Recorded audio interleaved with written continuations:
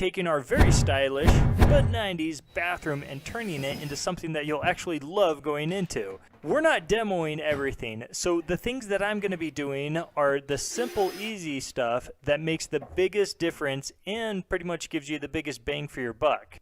The first step to painting cabinets is giving it a very light sand.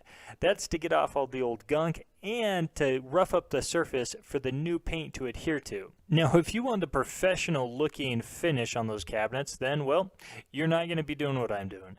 Yes, I'm doing the step below that, which is using a 1/4-inch nap roller, which does give you a nice smooth finish. But if you want it professional looking, you're going to be using an air sprayer with many thin coats. This was how I took off the mirror in my first bathroom. Now, I figure I better give you guys the real tips and tricks and teach you the safe way to take off a mirror. So you tape it so then it doesn't shatter into 1,000 different pieces. Wear gloves, wear safety glasses, and if it's really stuck on there, a great way to get it off is to use shims. Very critical point here, don't hammer the edge of the mirror because that will crack and break it. Once you get some of the glue spots popped off with the shims, then you're usually good to just pop it off the rest of the way. I'm going to make my way under the cabinet to disconnect the water lines, and I'm doing that because my next major step is to remove the countertop. So, makes sense, you got to remove or disconnect everything down below, so you can take off the top. And don't forget the drain, and then I only had I think 3 or 4 screws actually holding down the countertop to the cabinet. Once all of that's removed, you really can simply just pick it up and take it away. It may seem that I'm jumping around a lot, but that's just because I want to hurry and take everything off so I can get to painting.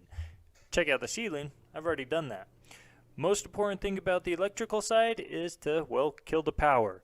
Yes, sometimes there are 3-way switches involved, which means that there is a hot wire up there, so even though your lights are off, there still is power up there. Not going to waste much time showing you how I paint, so check out the description for the colors and brand I ended up using. And just like that, we're hooking the electrical back up. So it is just as simple as white to white, which is your neutral, black to black, which is the hot, and your ground. Thank you, YouTube community, to point out on my last bathroom video that a very simple step is to actually install the faucet prior to gluing down or mounting the countertop. And I agree, it was super easy. Install the faucets and lines before you actually glue it down. If you go with a stone countertop or a hard countertop, not just a laminate over some wood, then, well, you can't just simply screw up from the bottom. You actually have to use some type of adhesive to get it to stick there.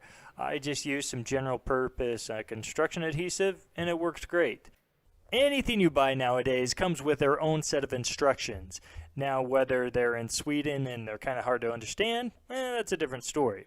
The point is, they all have their own sets of seals, gaskets, or assembly steps. So read through those to make sure you get everything in the right order and place. Here's a quick note. If you noticed at the beginning when I took off the drain, I kept those 2 pieces right there. Very critical because, well, it saves you a step from going back to the store. You can reuse those with the existing drain. So unless you love making multiple trips back to the hardware store, just save them. It was getting really late in the night, and if you notice behind my left hand there is, well, the drain stopper. And, well, that is kind of an important piece if you don't want leaks everywhere. So let's quickly fast forward, put that in, and test the drain out. I always test the sink up past the overflow, and that's just because it does have a second pathway down to the drain. So check that out. And since I was down there, I actually switched out the lines to braided stainless steel. Kept the outlets for just a couple months because they actually were getting pretty old, so I switched those out for the new, what are they, deco style. Switching over now to the siliconing the gaps. Super easy, lay down a bead and swipe with the finger. Apparently there are a bunch of chemicals that will eat away the back of your mirrors, so there is a correct mirror adhesive to use. All of the big box stores have them, usually they're in the kind of the paint section, with the other adhesives. We did not previously have a cabinet here, and so that was new for the bathroom. And no, I'm not just going drilling holes willy-nilly. I actually pre-drilled them in the cabinet back and then match marked them onto the wall, added some drywall anchors, and voila, it works just great. Now, if you are going to be using a heavy cabinet or a full depth cabinet, you'll definitely want to go through and find the studs for that. After the third coat of paint is dry, we are ready for reassembly. It does go pretty easy because when I take things apart, I actually put them in a bag, mark it, and then when I go to reinstall it, it is that much easier because I know exactly where everything goes.